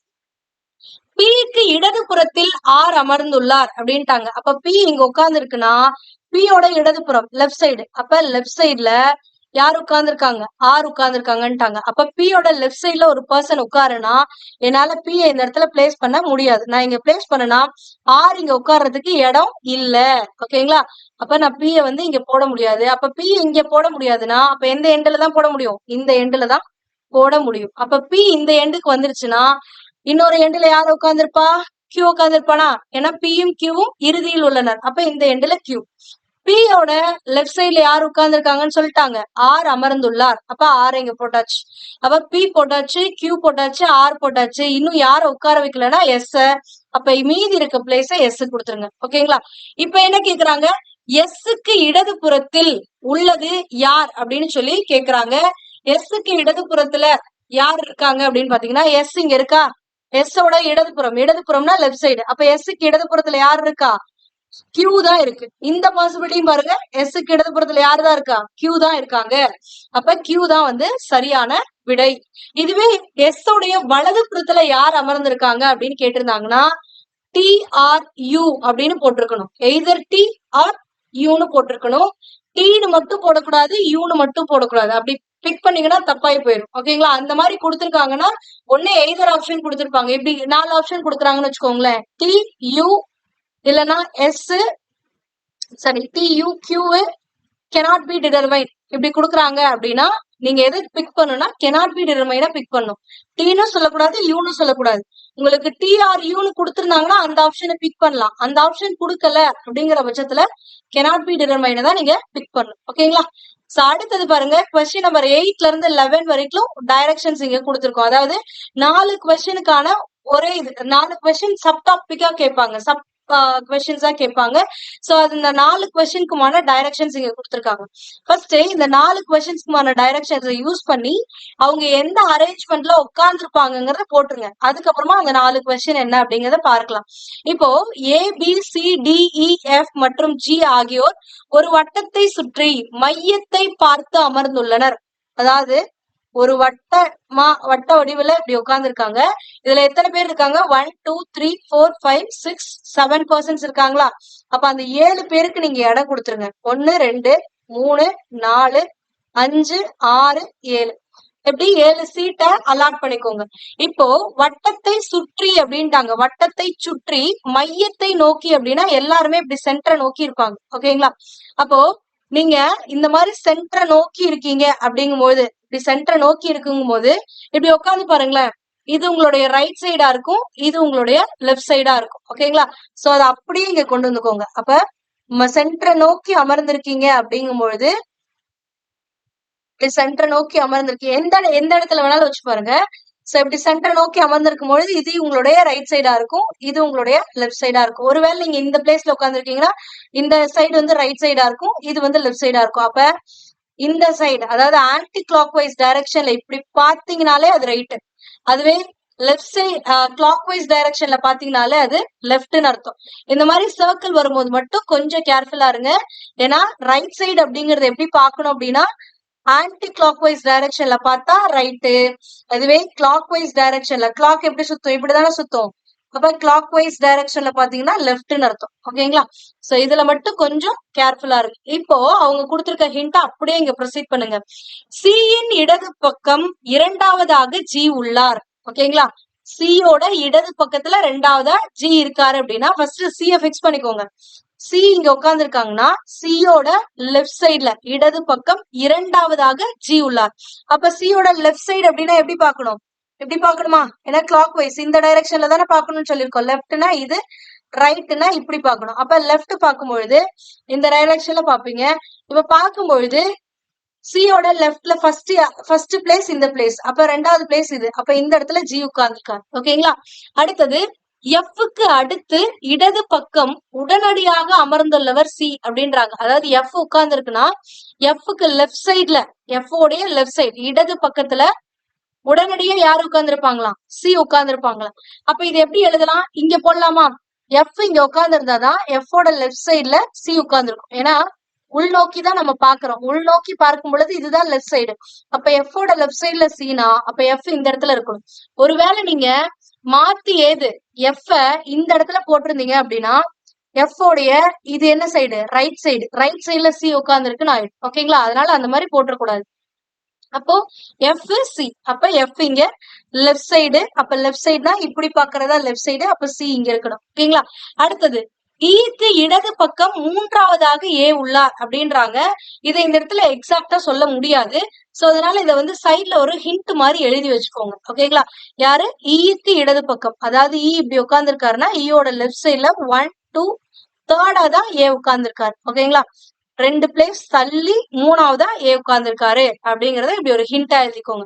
அடுத்தது டி மற்றும் ஈக்கு இடையில் பி உள்ளார் அப்படின்றோம். இந்த இடையே அப்படின்னு வந்துச்சுன்னா 2 பாசிபிலிட்டி எப்பவுமே வரும். ஏன் அப்படின்னு பாத்தீங்கன்னா, இப்ப டிக்கும் ஈக்கும் இடையில பி அப்படின்றாங்கல்ல, இதை இப்படி கூட சொல்லலாம். ஈக்கும் டிக்கும் நடுவுல பின்னு சொல்லலாம். ஓகேங்களா? சோ இப்படி பார்த்தாலும் டிஎன்டிக்கு நடுவுல பி, டிஎன்டிக்கு நடுவுல பி அப்படிங்கும் பொழுது, அதாவது ஈயோட லெஃப்ட் சைடு பி வரலாம், இல்லைன்னா டியோட லெஃப்ட் சைடுல கூட பி வரலாம். இந்த ரெண்டுல எந்த கேஸ் வேணாலும் வரலாம். ஓகேங்களா? சோ இந்த மாதிரி 2 கேஸ் வரும் பொழுது இப்ப நீங்க என்ன பண்ணணும் அப்படின்னு கேட்டீங்கன்னா, நம்மளுக்கு ஆல்ரெடி ஒரு ஹிண்ட் இங்க இருக்கா? சோ இந்த ஹிண்ட்லயும் இ இருக்கா? இந்த ஹிண்ட்லயும் இ இருக்கா? சோ அப்ப இந்த ஹிண்ட்ல இத மெர்ஜ் பண்ண பாக்கணும். மெர்ஜ் பண்ணி பார்த்துட்டு அதுக்கப்புறமா கொண்டு போய் இந்த சர்க்கிள்ல உட்கார வைக்கலாம். ஓகேங்களா? சோ ஃபர்ஸ்ட் ஈயோட ஒருவேளை இந்த இடையே தான் வந்துட்டு இந்த ஃபர்ஸ்ட் வரக்கூடிய இடையே தான் வந்து சரியானதாக இருந்துச்சு அப்படின்னா, ஈயோட லெஃப்ட் சைட்ல 1 2 தேர்ட் பிளேஸ்ல ஏ இருக்கணுமா? அப்ப இ இங்க உட்கார்ந்துருக்குன்னா ஈயோட லெஃப்ட் சைட் ஃபர்ஸ்ட் பி உட்கார்ந்துருக்கு, அடுத்து டி உட்கார்ந்துருக்கு, அடுத்து ஏ வந்து இங்க உட்கார்ந்துருக்கணும். இது ஃபர்ஸ்ட் பாசிபிலிட்டி படி. இதுவே ரெண்டாவது பாசிபிலிட்டி தான் சரி அப்படின்னா, இ இங்க உட்கார்ந்துருக்குன்னா ஈக்கு அப்புறம் 2 பிளேஸ் தள்ளி ஏ இப்படி உட்கார்ந்துருக்கணும். கரெக்டா? சோ இப்போ இந்த ஃபர்ஸ்ட் அரேஞ்ச்மெண்ட் படி பாத்தீங்கன்னா 4 பேர் கண்டினியூஸா உட்காரணும். இங்க சர்க்கிள் அரேஞ்ச்மெண்ட்ல பாருங்க 3 பேர் இங்க உட்கார்றதுக்கு இடம் இருக்கு. ஆனா 4வதா ஒரு பர்சன் பக்கத்திலேயே உட்கார்றதுக்கான இடம் இல்லை. இப்ப 4 பேர் கண்டினியூஸா உட்கார்றதுக்கு இடம் இல்லை அப்படின்னா இந்த பாசிபிலிட்டி தப்பு அப்படின்னு அர்த்தம். அப்ப இந்த மாதிரி வராது. அப்ப செகண்ட் பாசிபிலிட்டி தான் கரெக்ட். இப்ப செகண்ட் பாசிபிலிட்டியுமே பாத்தீங்கன்னா ஏ உட்கார்ந்து அதோட ரைட் சைட்ல 2 பேர் உட்கார்ந்துருக்காங்க. அதுக்கப்புறம் தான் இபிடி உட்கார்ந்துருக்காங்க அப்படின்னா ஏன் இந்த இடத்துல ஒண்ணு மட்டும் தனியா இருக்கணும். அதுக்கப்புறம் 3 பிளேஸ் கண்டினியூஸா இருக்கணும். இருக்கா அந்த மாதிரி? ஏன்னா இந்த இடம் காலியா இருக்கு, 3 பிளேஸ் இங்கேயும் காலியா இருக்கு. அப்ப 1 இங்க காலியா இருக்கு, அதுக்கப்புறம் 2 பிளேஸ் தள்ளி 3 பிளேஸ் காலியா இருக்கு. அதே மாதிரி பார்க்கும் பொழுது இப்படித்தான் போகணும். ஏன்னா ஏவை நான் இங்க பிளேஸ் பண்ணனா ஏவோட ரைட் சைடுல 2 பேர் உட்காந்துருக்கணும். அப்ப ஏவோட ரைட் சைடுங்கிறது இந்த டைரக்ஷன். அதுல சிஇ எஃப் உட்காந்துட்டாங்கன்னா அதுக்கப்புறம் எஃபோட ரைட் சைடுல இ இங்க உட்காந்துருவாங்க, பி இங்க உட்காந்துருவாங்க, அடுத்தது டி இங்க உட்காந்துருவாங்க. புரியுதுங்களா? அப்ப இப்படித்தான் நீங்க அரேஞ்ச் பண்ணணும். இ பி டி. எப்போ ஏ இங்க உட்கார்ந்தாங்கன்னா ஒரு சிலர் என்ன பண்ணுவீங்கன்னா ஏவை இங்க போட்டுட்டு இங்க ஜி இருக்கும், அடுத்து இங்க வந்து இபிடின்னு போட்டக்கூடாது. ஏன்னா ஜிங்கிறது ஒரு பிளேஸ் தான் இங்க காலியா இருக்கு. ஆனா இன்னொரு பிளேஸையும் விட்டுட்டு அதுக்கப்புறம் தான் நீங்க 3 பேரை பிளேஸ் பண்ணணும். ஆல்ரெடி எஃப் இங்க உட்காந்துட்டான். அப்ப 1 2 3வது பிளேஸ் இங்க உட்கார வைக்க முடியாது. அப்ப இந்த சைடு பார்க்கும்பொழுது வராது. அப்ப கரெக்டா பார்த்து போடணும். ஏவோட ரைட் சைடுல தான் சிஎஃப். அப்ப ஏ இங்க போட்டா ஏவோட ரைட் சைடுனா இந்த டைரக்ஷனு, இந்த டைரக்ஷன்ல சிஎஃப் உட்கார்ந்ததுக்கு அப்புறம் 2 பிளேஸ் முடிஞ்சதுக்கு அப்புறம் இ பி டி போடணும். அப்ப அடுத்து இ போடணும், அதுக்கு அடுத்து பி போடணும், அதுக்கு அடுத்து டி போடணும். அப்ப இதுதான் வந்து சரியான அரேஞ்ச்மெண்ட். இப்போ இவங்க கொஸ்டின்ல கொடுத்திருக்கிற மாதிரி பாருங்க. ஓகேங்களா? இது ஏ, இது பி, சாரி இ பி டி. ஓகேவா? சோ இப்போ இந்த கொஸ்டினுக்கு ஏத்த மாதிரி இது பண்ணலாம். இங்க ஃபர்ஸ்ட் கொஸ்டின் என்ன கொடுத்திருக்காங்க? பின்வருவனவற்றுள் தவறானது எது அப்படின்றாங்க. ஃபர்ஸ்ட் என்ன கொடுத்திருக்காங்க? ஈயோடைய வலது பக்கம் 4வதா ஏ உள்ளார். ஈயோட வலது பக்கம் அப்படின்னா ரைட் சைடு. அப்ப இ இங்க உட்கார்ந்துருக்கு. ஈயோட ரைட் சைடுனா இது இந்த டைரக்ஷன். இது வந்து ரைட் சைடு. ஏன்னா இப்படி பார்த்து உட்கார்ந்துருக்கும் போது இது ரைட் சைடா இருக்கும். ரைட் சைடுல 1 2 3 4 யார் உட்கார்ந்துருக்கா? ஏ உட்கார்ந்துருக்காங்க. ஆனா அவங்க இங்க என்ன சொல்லிருக்காங்க? கரெக்ட். ஈயோட வலது பக்கம் 4வதாக ஏ உள்ளார். அப்ப இது சரியானது. நான் இந்த பிக்சரை உங்களுக்கு இங்க ஒரு வாட்டி போட்டுறேன். ஏன்னா அப்பதான் கொஸ்டின் பாக்கிறதுக்கு ஈஸியா இருக்கும் உங்களுக்கு.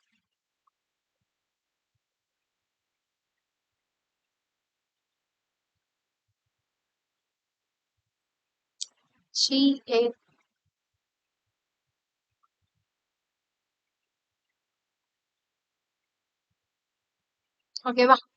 GAC FEBD. ஓகே. அப்ப ஈக்கு வலது பக்கம் 4வதாக ஏ உள்ளார். இதுல இந்த பக்கம் தான் வலது பக்கம், இது வந்து இடது பக்கம். ஓகேங்களா? இப்படி பாத்தீங்கன்னா வலது பக்கம். இந்த இந்த கிளாக் வைஸ்ல ஆன்டி கிளாக் வைஸ்ல பாத்தீங்கன்னா வலது பக்கம், கிளாக் வைஸ்ல பாத்தீங்கன்னா இடது பக்கம். அப்ப ஈயோட வலது பக்கம் அப்படின்னா இப்படி பாக்கணும். ஏன்னா இப்படி இப்படி போய் இப்படித்தானே திரும்பி வரும். அப்ப இப்படி பாக்கணும். அப்ப 1 2 3 4 ஏ உட்கார்ந்துருக்கு. அப்ப இது சரியான கூற்று. டிக்கு உடனடியாக வலது பக்கம் ஜி உள்ளார். டி இங்க உட்கார்ந்துருக்கு. டியோட வலது பக்கம் அப்படின்னா உடனடியாக வலது பக்கம்னா எப்படி பாப்பீங்க? இப்படி பாப்பீங்க. ஏன்னா இப்படி போகணும். சோ இந்த ஆரோ எந்த டைரக்ஷன்ல இருக்கோ அதே டைரக்ஷன்ல பாக்குறது எல்லாமே வலது பக்கம். அப்ப டியோட வலது பக்கம் ஜி உட்கார்ந்துருக்காரு. அப்ப இதுவும் கரெக்ட். அடுத்தது டிக்கு வலது பக்கம் 3வதாக எஃப் உள்ளார் அப்படின்றோம். அப்ப டியோட வலது பக்கம்னா இந்த டைரக்ஷன் தான். அப்ப ரைட் சைட்ல 1 2 3 தேர்டா யாரு உட்கார்ந்துருக்காங்க? சி உட்கார்ந்துருக்காங்க. ஆனா இவங்க என்ன சொல்லியிருக்காங்க? எஃப் உட்கார்ந்துருக்காங்கிறாங்க. அப்ப அது தப்பு. அதாவது டியோட வலது பக்கத்துல, வலது பக்கம்னா இப்படித்தான் பார்க்கணும். ஆன்டி கிளாக் வைஸ் டைரக்ஷன்ல பார்க்கணும். ஆன்டி கிளாக் வைஸ் டைரக்ஷன்ல ஃபர்ஸ்ட் ஜி உட்கார்ந்துருக்கு, 2வதா ஏ உட்கார்ந்துருக்கு, 3வதா சி உட்கார்ந்துருக்கு. ஆனா இவங்க என்ன சொல்லியிருக்காங்கன்னா எஃப் உள்ளார்னு சொல்லியிருக்காங்க. அப்ப இந்த ஆப்ஷன் தான் வந்து தவறானது. அடுத்து பாத்துக்கோங்க, பி ஆனது டிக்கு உடனடியாக இடது பக்கத்தில் உள்ளது. டியோட உடனடியாக இடது பக்கம். அப்ப டி இங்க உட்கார்ந்துருக்கு. இடது பக்கம்னா எப்படி பார்க்கணும்? கிளாக் வைஸ்ல பார்க்கணும். இப்படி, அதாவது இந்த டைரக்ஷன்ல பார்க்கணும். அப்ப இடது பக்கம் உடனடியா யாரு உட்கார்ந்துருக்கா? பி உட்கார்ந்துருக்கு. அப்ப இந்த 4வது ஸ்டேட்மெண்ட் கரெக்ட். அப்ப தவறானது எது அப்படின்னு பாத்தீங்கன்னா ஆப்ஷன் சி தான் வந்து தவறானது. அப்ப இந்த இதுதான் உங்களுடைய ஆன்சர். ஓகேங்களா? புரிஞ்சா? அடுத்த கொஸ்டின் பார்க்கலாமா?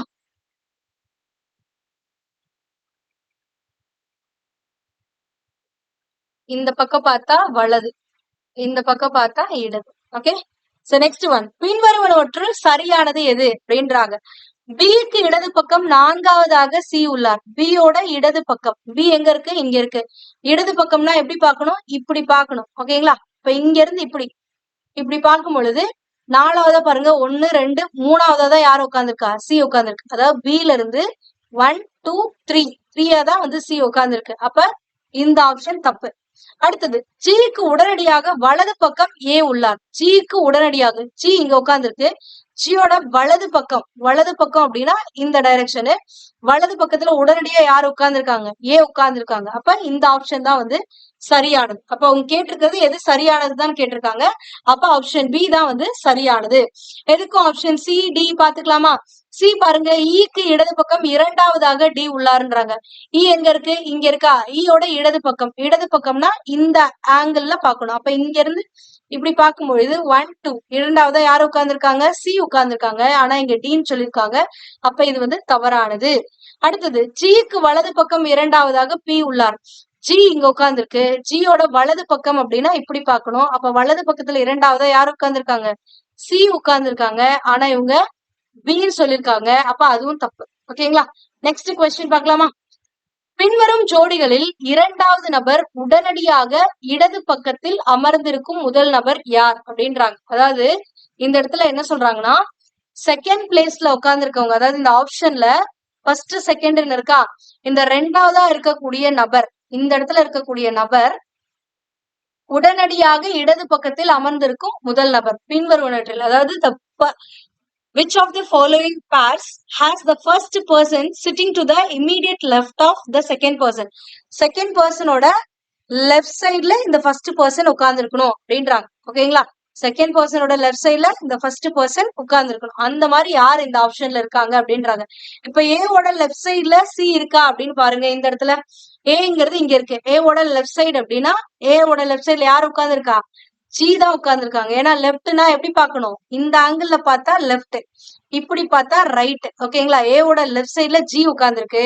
ஆனா இங்க என்ன கொடுத்திருக்காங்க? ஏவோட லெஃப்ட் சைட் சின்னு கொடுத்திருக்காங்க. அப்ப இது தவறு. அடுத்தது, டியோட லெஃப்ட் சைட்ல ஜி உட்கார்ந்துருக்கா அப்படின்னு பாருங்க. டி இங்க இருக்கு. லெஃப்ட் சைடு அப்படிங்கும் போது இப்படிதான் பார்க்கணும். அப்ப டியோட லெஃப்ட் சைட்ல யார் உட்கார்ந்துருக்கா? பி. அப்ப இந்த ஆப்ஷனும் தப்பு. ஓகேங்களா? அடுத்தது, ஈயோட லெஃப்ட் சைட்ல பி உட்கார்ந்துருக்கான்னு பாக்கணும். ஏன்னா செகண்ட் பர்சனோட லெஃப்ட் சைடு தான் ஃபர்ஸ்ட் பர்சன்றதா இந்த கொஸ்டின். அப்ப ஈயோட லெஃப்ட் சைட்ல பி அப்படிங்கும் பொழுது இ எங்க இருக்கு? இங்க இருக்கா? ஈயோட லெஃப்ட் சைடு தான் எப்படி பாப்பீங்க? ஏன்னா லெஃப்ட் சைடுனா இப்படி போறதுதான் லெஃப்ட் சைடு. இப்ப ஈயோட லெஃப்ட் சைட்ல யார் உட்கார்ந்துருக்கா? எஃப். அப்ப இதுவும் தப்பு. அடுத்தது, ஜியோட லெஃப்ட் சைட்ல டி அப்படின்றாங்க. ஜி எங்க இருக்கு? இங்க இருக்கு. ஜியோட லெஃப்ட் சைடுனா இது. ஜியோட லெஃப்ட் சைட்ல யார் தான் உட்கார்ந்துருக்கா? டி தான் உட்கார்ந்துருக்காங்க. அப்ப இந்த ஆப்ஷன் தான் இவங்க சொன்னதுபடி கரெக்ட். அப்ப இரண்டாவதாக அமர்ந்திருக்கக்கூடிய நபர் ஜி. அப்ப ஜிக்கு உடனடியாக இடது பக்கத்தில் அமர்ந்திருக்கக்கூடிய முதல் நபர் யாருன்னா டி. அப்ப இது சரியானதாக இருக்கு. அப்ப ஆப்ஷன் டி தான் வந்து சரியான. அடுத்தது, பின்வருவனவற்றில் மீதமுள்ள இருவருக்கும் இடையே நடுவில் அமர்ந்துள்ள நபர் யார் அப்படின்னு கேக்குறாங்க. அதாவது டிக்கும் பிக்கும் நடுவுல இ இருக்கா அப்படின்னு பாக்கணும். இங்க இருக்கக்கூடிய அதேதான். இந்த நடுவுல இருக்க பர்சன் உண்மையாவே டிக்கும் பிக்கும் நடுவுல இருக்காங்களா? டிக்கும் பிக்கும் நடுவுல யார் இருக்காங்கன்னு பாருங்க. டி இங்க இருக்கு, பி இங்க இருக்கு, நடுவுல யாருமே இல்ல. அப்ப இந்த ஆப்ஷன் தவறு. ஆப்ஷன் ஏங்கிறது தவறு.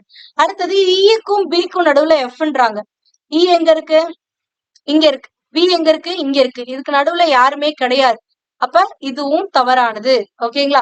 நடுவுலனா எக்ஸாக்டா சென்டர்ல வரணும். நீங்க யோசிக்கலாம், மேம் இ இங்க இருக்கு, பி இங்க இருக்கு.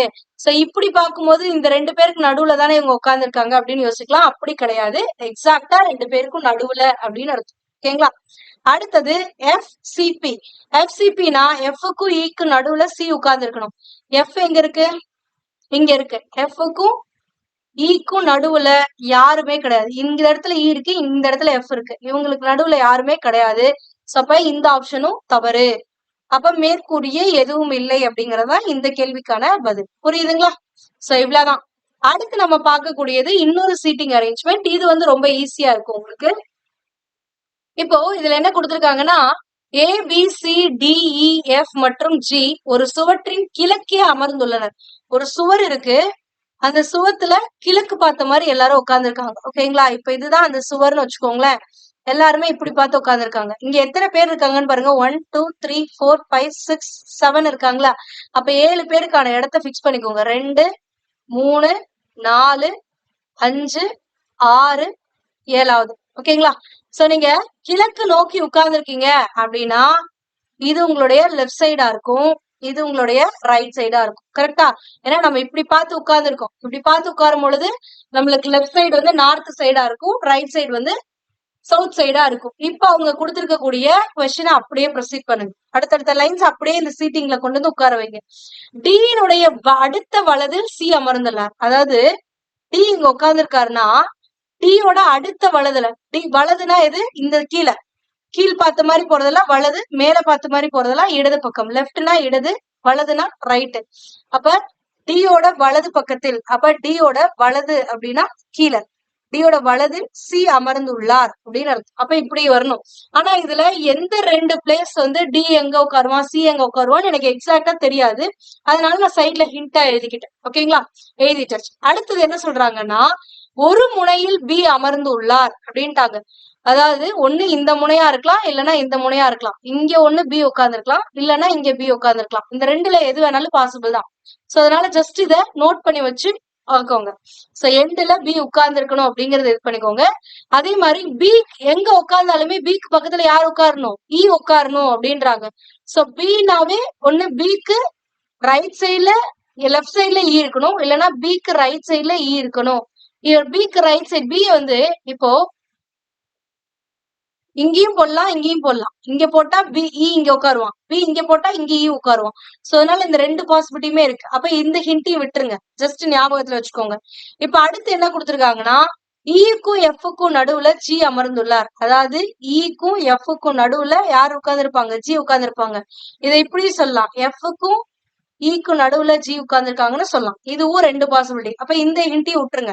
அடுத்து 5வதா ஒரு ஹிண்ட் கொடுத்திருக்காங்க பாருங்க. டி தெற்கிலிருந்து 3வதாக அமர்ந்துள்ளார். இதுதானே சவுத்து, இது நார்த்தா, இது ஈஸ்ட், இது வெஸ்ட். அப்ப தெற்கிலிருந்து 3வதாக யார் உட்கார்ந்துருக்காங்க? டி உட்கார்ந்துருக்காங்கன்ட்டாங்க. அப்ப தெற்கு இதுனா ஃபர்ஸ்ட் பிளேஸ் இல்ல, செகண்ட் பிளேஸ் இல்ல, தேர்ட் பிளேஸ்ல டி உட்கார்ந்துட்டாங்கன்னு சொல்லிட்டாங்க. அப்ப தேர்ட் பிளேஸ்ல டி உட்கார்ந்துட்டாங்கன்னா எக்ஸாக்டா டியோட லொகேஷன் தெரிஞ்சுச்சா? அப்ப டியோட வலதுல யார் உட்கார்ந்துருப்பா? சியா. அப்ப டியோட வலது சைட்ல சி இங்க உட்கார்ந்துச்சா? அடுத்தது இன்னொரு ஹிண்ட் என்ன நம்மளுக்கு தெரியும்? இங்க சி உட்கார்ந்துருச்சு அப்படின்னா, ஒருவேளை நான் பிய இந்த எண்ட்ல போடுறேன், இங்க போடுறேன்னா பக்கத்துல இ உட்கார்றதுக்கு இடமே கிடையாது. ஏன்னா இ வந்து பிக்கு பக்கத்துல அமர்ந்திருக்கணும். அப்ப பி இங்க போட முடியாதுன்னா நம்ம பி எந்த எண்ட்ல தான் போட முடியும்? இந்த நார்த் எண்ட்ல தான் போட முடியும். அப்ப நார்த் எண்ட்ல பிய போட்டோம்னா அதுக்கு பக்கத்துலயே ஈய போட்டுறணும். ஏன்னா பக்கத்துலயே இந்த தேர்ட் ஹிண்ட் படி உங்களுக்கு பி ஒரு முனையில அமர்ந்திருக்காருன்னா அதுக்கு பக்கத்துலயே ஏ உட்காரணும். அப்ப இங்கதான் போட முடியும், இங்க பி போட முடியாது. அப்ப இங்க பிக்ஸ் பண்ணியாச்சா? அடுத்து என்ன சொல்றாங்க, ஈக்கும் எஃப்க்கும் நடுவுல ஜி. அப்ப இ இங்க உட்கார்ந்து இருக்காருன்னா எஃப்க்கு நடுவுல ஜி அப்படின்னா இப்படிதான் போடணும். அப்ப இ ஜி எஃப்னு போடலாமா?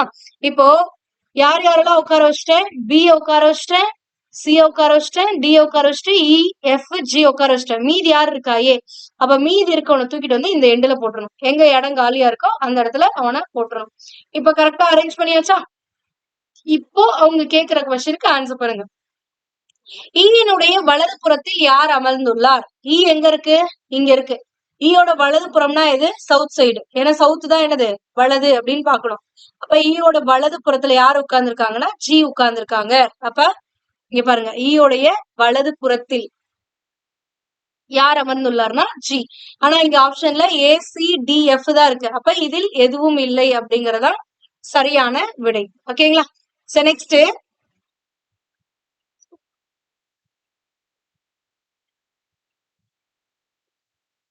இரு முனைகளிலும் அமர்ந்துள்ளவர் யார் அப்படின்னு கேக்குறாங்க. இரு முனைகள், ஒரு முனையில பி, இன்னொரு முனையில ஏ. அப்ப இரு முனைகளிலும் அமர்ந்துள்ள பேர் எதுனா ஏபிங்கிற பேர் தான் அமர்ந்திருக்கு. அடுத்தது, எதற்கு இடையில் டி அமர்ந்துள்ளார்? டி எதுக்கு நடுவுல உட்கார்ந்துருக்காருன்னு கேக்குறாங்க. டி எங்க இருக்கு? இங்க இருக்கா? அப்ப எஃப்க்கும் சிக்கும் நடுவுல தானே டி உட்கார்ந்துருக்காங்க. அப்ப எஃப் அண்ட் சிக்கு நடுவுல டி உட்கார்ந்துருக்காங்க. அப்ப எஃப் சி, இந்த ஆப்ஷன் கரெக்ட். அடுத்தது, ஏ அமர்ந்திருக்கும் இடத்தை கண்டறிய 1 முதல் 5 வரையிலான எந்த நிபந்தனை தேவைப்படாது அப்படின்னு கேக்குறாங்க. இங்க 5 நிபந்தனை கொடுத்தாங்கல்ல, இந்த 5 நிபந்தனையில எது வந்து ஏ உட்கார்றதுக்கு தேவைப்படாது அப்படின்னு கேக்குறாங்க. இந்த 5ஐயும் பயன்படுத்தினாதான் எல்லாரையும் உட்கார வச்சுட்டு மீதி இருக்கக்கூடிய பிளேஸ் ஏ கொடுக்க முடியும். ஓகேங்களா? இந்த ஒண்ணுல ஏதாவது ஒரு ஹிண்ட் இல்லைன்னா கூட நம்மளால இந்த சீட்டிங்க உட்கார வைக்க முடியாது. அப்ப இந்த 5மே தேவைதான். ஓகேங்களா? சோ அப்ப அனைத்தும் தேவை அப்படிங்கறதா சரியான விடை. புரியுதுங்களா? அடுத்து நம்ம பார்க்கக்கூடியது தரமறிதல். இப்ப சீட்டிங் அரேஞ்ச்மெண்ட்னா உங்களுக்கு என்னன்னு தெரியும், எப்படி பண்ணணும் அப்படிங்கறது தெரியும். ஓகேங்களா? சோ அடுத்து நம்ம தரமறிதல், அதாவது ரேங்கிங்ல ஒரு 2 கொஸ்டின் பார்க்கலாம். சோ ரேங்கிங்கை பொறுத்த வரைக்கும் ரொம்பவே ஈஸி. ஒரு வகுப்பில் ராமனின் தரமானது மேலிருந்து 11 மற்றும் கீழிருந்து 27. அதே வகுப்பில் மாலதியின் தரமானது 14 எனில் எத்தனை குழந்தைகள் அந்த வகுப்பறையில் உள்ளனர்? இது வந்து டாப், இது பாட்டம்னு வச்சுக்கோங்க. டாப்ல இருந்து 11வது இடத்துல யார் இருக்காங்க அப்படின்னா ராமன் இருக்கிறார். ஓகேங்களா? அதுவே இது வந்து டாப்ல இருந்து பார்க்கும்போது, டாப்ல இருந்து ஒன் ஸ்டார்ட் ஆகும். 1 அப்படியே வந்து 11வது இடத்துல இங்க ராமன் இருக்காங்க. அதுவே பாட்டம்ல இருந்து கீழ இருந்துன்னு பார்க்கும்போது 27வது இடம். இங்க இருந்து இது போகும்போது இந்த பாயிண்ட்ல இருந்து இங்க போறீங்கன்னா 27வது இடத்துல ராமன் இருக்கிறார் அப்படின்றாங்க. இந்த மாலதியுடைய தரம் 14வது இடத்துல இருக்கு அப்படின்றாங்கல்ல. இதை நீங்க வந்து கன்ஃபியூஸ் பண்றதுக்காக கொடுத்துருக்காங்க. வேணும்னா வச்சுக்கோங்க, வேணானா விட்டுருங்க. ஓகேங்களா? சோ இது இப்போ இந்த வகுப்பறையில இருக்கக்கூடிய மொத்த குழந்தைகளோட எண்ணிக்கை கேக்குறாங்களா? இப்ப என்னன்னா ஃபர்ஸ்ட் ஹிண்ட் பாருங்க, 11வது இடத்துல, மேல இருந்து 11வது இடத்துல ராமன் இருக்கானா, ராமனுக்கு முன்னாடி, இதுக்கு முன்னாடி இங்க எத்தனை பேர் இருப்பாங்க? ஒரு 10 பேர் இருப்பாங்களா? கரெக்டா? இவ 11வது இடத்துல இருக்கனா, இங்க ஒரு 10 பேர் இருப்பாங்க. அடுத்த ஹிண்ட் என்ன கொடுத்திருக்காங்க? பாட்டம்ல இருந்து இவன் இருக்கக்கூடிய இடம் 27, கீழ இருந்து பார்க்கும்போது 27வது இடத்துல இருக்கான். இவனுக்கு மேல இன்னொரு 10 பேர் இருக்காங்கல்ல, கரெக்டா? இங்க ஒரு 10 பேர் இருக்காங்களா? அப்போ பாட்டம்ல இருந்து டாப் ஃபர்ஸ்ட் பாயிண்ட் வரைக்கும் எவ்வளவு கேப்னா 37 இருக்கு. அப்ப ஆன்சர் என்னன்னா மொத்தமா 37 ஸ்டூடெண்ட்ஸ் இருப்பாங்க அப்படின்றத சொல்லிடலாம். இங்க மாலதியை பத்தி நீங்க கன்சிடர் பண்றது அவசியமே இல்லை. புரியுதுங்களா? சோ டாப்ல இருந்து 11வது ரேங்க்னா அவனுக்கு மேல ஒரு 10 பேர் இருக்காங்க. 11வது ஆளா தான் இவன் இருக்கான். அப்ப கீழ இருந்து இவன் 27வது இடத்துல இருக்கான் அப்படின்னா இவனுக்கு மேல 10 ரேங்க் வாங்கியிருக்கவங்க இருப்பாங்கல்ல. சோ அப்ப 27 பிளஸ் ஒரு 10 பேரு 37 பேர் அமர்ந்திருக்கார்கள் அப்படின்னு அர்த்தம்.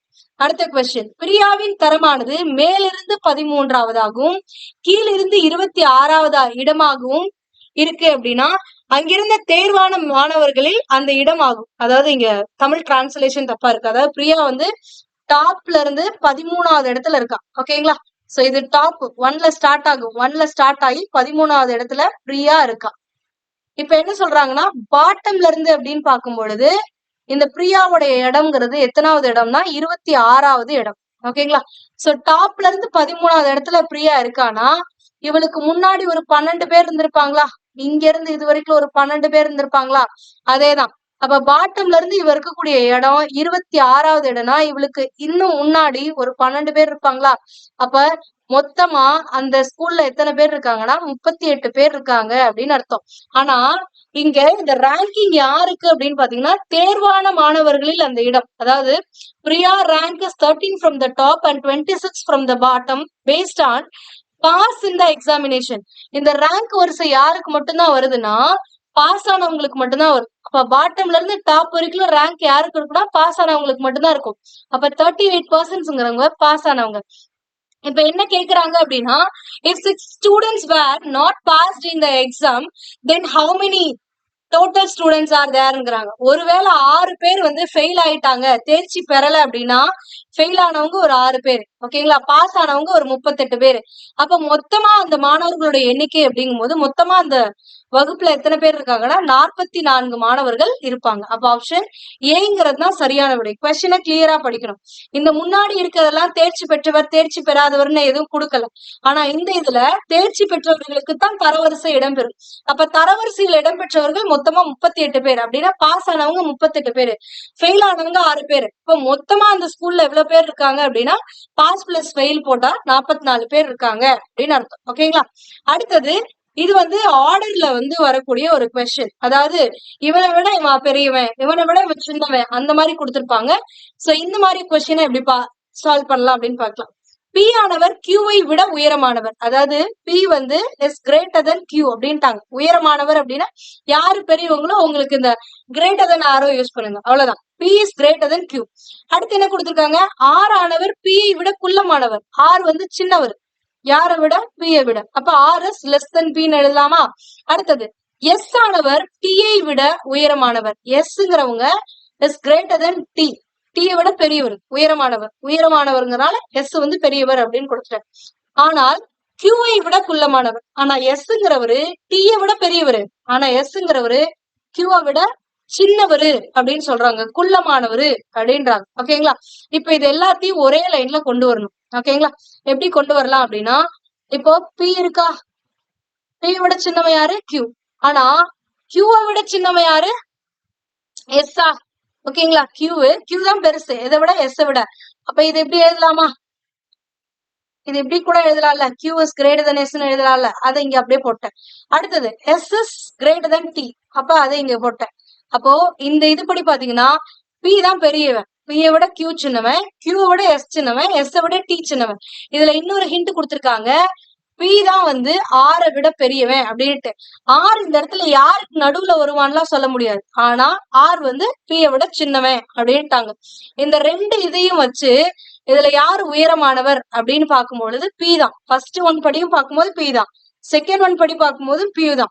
இந்த ஆறுங்கிறவன் இந்த 3 பேருக்கு நடுவுல கியூஎஸ்டிக்கு நடுவுல எங்க வேணாலும் வரலாம். ஆனா அது எக்ஸாக்டா அவன் எங்க வருவாங்கிறதுக்கான ஹிண்ட் நம்மளுக்கு கொடுக்கல. அது நம்மளுக்கு தேவையே இல்லை. ஏன்னா இவங்க கேக்குறது யார் இதுல மிக பெரியவர்னு கேக்குறாங்க. பி தான். இதுல தெளிவா தெரியுது பி தான் பெரியவர் அப்படின்னுட்டு. ஓகேங்களா? அப்ப உயரமானவர் யாரு? பி. அடுத்த 2 கொஸ்டின் நம்ம எது ரிலேட்டடா பார்க்க போறோம்னா ரத்த உறவுகள் ரிலேட்டடா பார்க்க போறோம். இது ரொம்பவே எளிமையான கேள்விகள் தான். ஓகேங்களா? சோ ஃபர்ஸ்ட் கொஸ்டின் பாருங்க. ஒரு மனிதனை பார்த்து அருண் கூறுகிறான். என்ன சொல்றான்? அருண் வந்து ஒரு ஹியூமனை பார்த்து, ஒரு பர்சனை பார்த்து, ஒரு ஜென்டில்மேனை பார்த்து, மனிதன் அப்படின்ட்டாங்க. இந்த இடத்துல ஆண் அப்படிங்கறத இந்த இடத்துல மென்ஷன் பண்றாங்க. ஓகேங்களா? ஒரு ஆணை பார்த்து அருண் கூறுகிறான். என்னது? எனது மகளின் தந்தையின் தந்தை அவனின் ஒரே சகோதரன் எனில் அருணுக்கும் அந்த மனிதனுக்கும் என்ன உறவு அப்படின்றாங்க. சோ இந்த மனிதனை பார்த்து அருண் சொல்றான், என்னுடைய மகளோட தந்தை, எனது மகளின் தந்தை யாரா இருக்க முடியும்? நான் அருண். அருண்ங்கிறவங்க யாரு? ஆண். ஓகேங்களா? அப்ப நான் அருண். இப்ப நீங்க எல்லாருமே யார் பேசுறாங்களோ அவங்களா இமேஜின் பண்ணிக்கணும். இப்ப நீங்க எல்லாருமே அருணா இமேஜின் பண்ணிக்கோங்க. அருணா இமேஜின் பண்ணிட்டு இந்த லைனை படிங்க. எனது மகளின் தந்தை, எனது மகளின் தந்தை யாருதான்? நான் தான். அப்ப அருண். அருணின் தந்தை, எனது மகளின் தந்தை அப்படிங்கும் போது அருணியதான் சொல்றான். அப்ப அருணின் தந்தை அவனின் ஒரே சகோதரன் அப்படின்றாங்க. அதாவது ஒரு பர்சனை கை காட்டி அருணின் தந்தை அவனின் ஒரே சகோதரன், அந்த பர்சன் இருக்கான் பாரு, அவனுடைய ஒரே சகோதரன் யாருன்னா எங்க அப்பா, அருணுடைய தந்தை. இப்ப நாம தானே அருண். அப்ப நம்மளுடைய மகளுடைய தந்தை அப்படிங்கும் போது நம்ம தான் அது.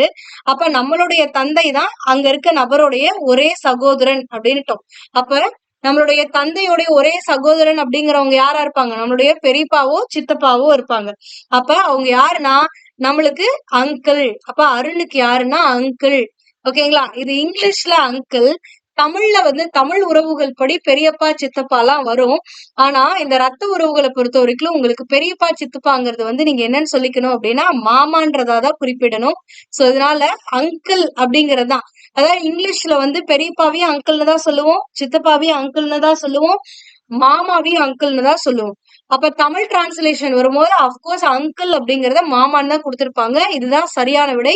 இது வந்து இந்த பிளட் ரிலேஷன் அப்படிங்கிறது வேர்ல்டு லெவல்ல வந்து ஃபாலோ பண்ணக்கூடிய ஒன்று. ஓகேங்களா? சோ அப்ப உலகத்துக்கே எது பொருந்துமோ, உலகத்துல அங்கிள்னு தான் கால் பண்ணுவாங்கன்னா அங்கிள் தான் அது கரெக்ட்.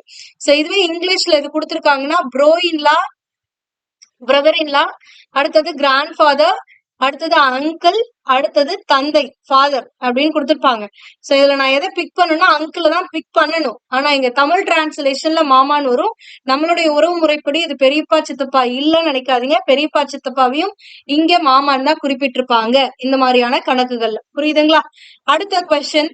ஒரு பெண்ணை பார்த்து ஒரு ஆண் கூறுகிறான். ஒரு பெண் முன்னாடி நிக்கிறான்னு வச்சுக்கோங்க, இமேஜின் பண்ணிக்கோங்க, நீங்க ஆண். இப்ப நீங்க சொல்றீங்க, எனது மனைவியின் சகோதரன் அவளின் ஒரே சகோதரனின் மகன். அதாவது எனது மனைவியின் சகோதரன், நான் ஒரு ஆண். இப்ப எல்லாருமே நீங்க எல்லாருமே எதா இமேஜின் பண்ணிக்கணும், ஆணா இமேஜின் பண்ணிக்கணும்.